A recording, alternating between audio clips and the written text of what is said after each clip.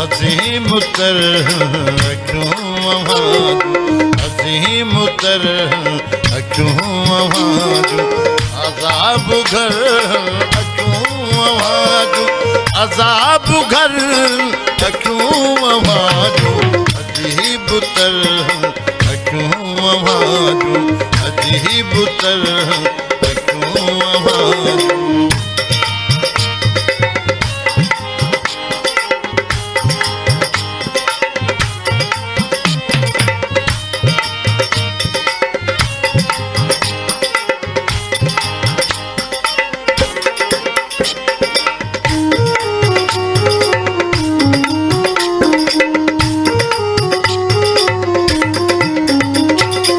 सभिन गमन जी अता इता थी सभिन गमन जी अता इता थी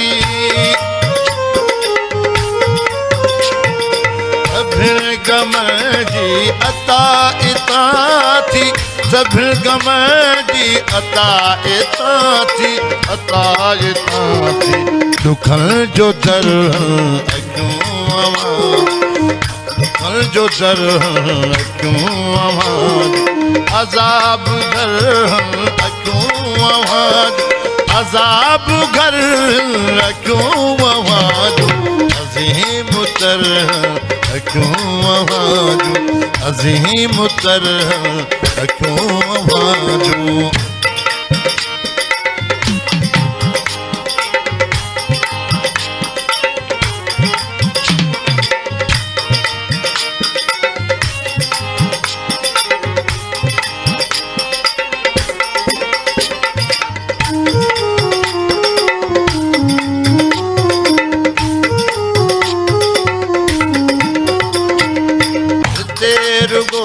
ख्वाब कामल जिते रुगो ख्वाब कामल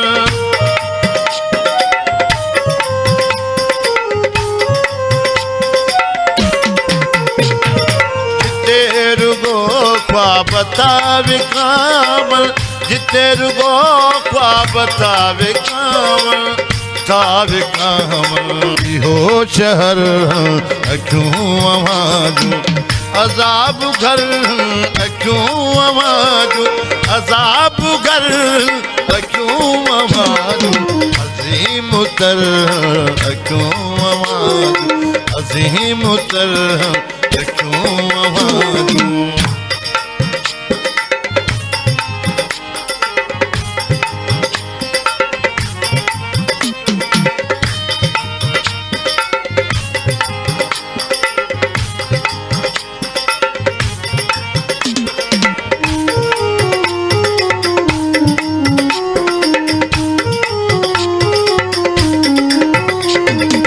हयात नेणन के केरु समझे हयात नेणन के केरु समझे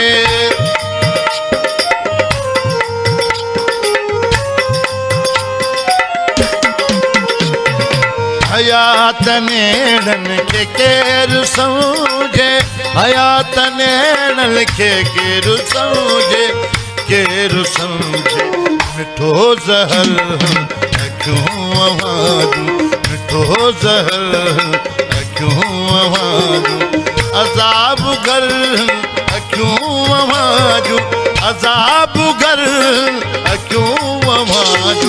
अजीब तर क्यों आवाज अजीम तर क्यों आवाज अजीम तर क्यों